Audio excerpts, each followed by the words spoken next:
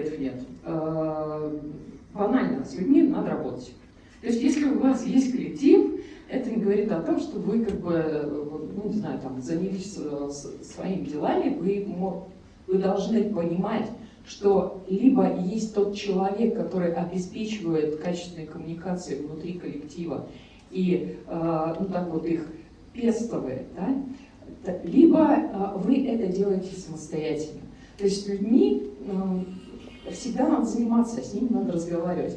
Знаете, как-то так сложилось, что я за 2 недели 3-й раз повторяю сейчас вот то, что я сейчас скажу.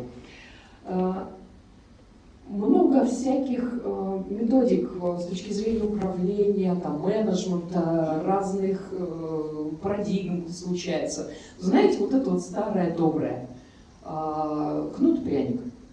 Да? А вы знаете, что в этой парадигме есть еще и 3-й компонент? Интересно, какой? Вы слышали об этом? Нет. Нет. Есть еще проповедь. Это как раз-таки то, с чем и надо работать. То есть как бы с людьми надо разговаривать, чтобы люди понимали ваши ценности, чтобы люди понимали ваши цели, чтобы люди понимали проблемы, чтобы люди как бы осознавали, ну, что им ждать.